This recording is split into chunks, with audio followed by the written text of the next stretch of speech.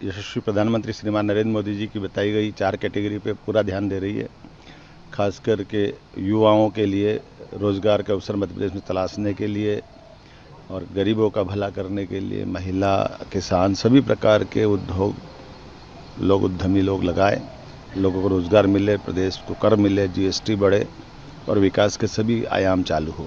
और ख़ास करके विकास के दायरे में सभी संभाग और सभी रीजन में उसका नीचे तक असर दिखे, इस सिलसिले में लगातार हमने रीजनल कॉन्क्लेव अर्थात संभागीय स्तर पर ये उद्यमशीलता की बैठकें आयोजित की है, जिसको अंग्रेजी में रीजनल कॉन्क्लेव कहते हैं। मैं मान के चलता हूँ कि बड़े पैमाने पर जिस ढंग से रिस्पांस आ रहा है और अभी तक के रिस्पांस के आधार पर कह सकता हूँ 2 लाख करोड़ से ज़्यादा का इन्वेस्टमेंट का अभी तक के MOU हमारे हुए हैं और ये लगातार कम जारी रहेगा। आज मैं सागर जा रहा हूँ। सागर बुंदेलखंड का हमारा अंचल है जिसमें बहुत संभावना भरी हुई है और सभी प्रकार के उद्योग, केवल बड़े उद्योग नहीं, बड़े उद्योग, छोटे मध्यम साइज के उद्योग, सूक्ष्म उद्योग, कुटीर उद्योग, लघु उद्योग, MSME के साथ साथ हमारी सभी स्वयं सहायता समूह बहनें जो काम करती हैं उनका भी, ऐसे प्रत्येक क्षेत्र को प्रोत्साहन देना, साथ साथ IT का, AI का, ये जो हमारे बड़े पैमाने पे इंजीनियरिंग सर्विस से या उच्च तकनीक हासिल किए हुए अलग अलग कोर्स से जो बच्चे पढ़े वो भी अपने प्रदेश में ही रहे,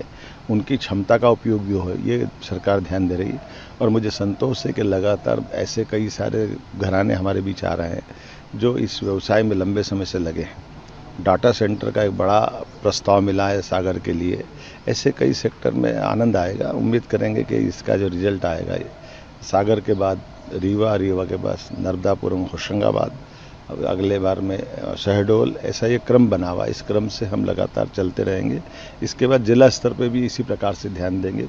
हमने प्रयास किया है कि इस पूरे व्यवस्था के इंचार्ज अर्थात जिले में उद्योग लगे और उद्योगपतियों की कठिनाइयों को हल करते हुए शीघ्र अतिशीघ्र वो उद्योग लग करके मूर्त रूप ले ले, इसलिए जिला कलेक्टर को पाबंद कर रहे हैं, जिसके माध्यम से बहुत जल्दी उनके रिजल्ट आएंगे।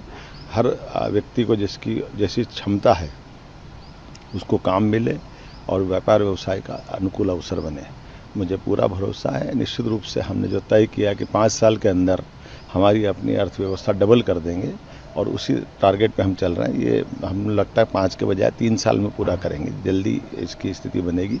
मेरी अपनी ओर से सभी युवा मित्रों को खास करके बधाई कि ऐसे अवसर सरकार उनको उपलब्ध करा रही है।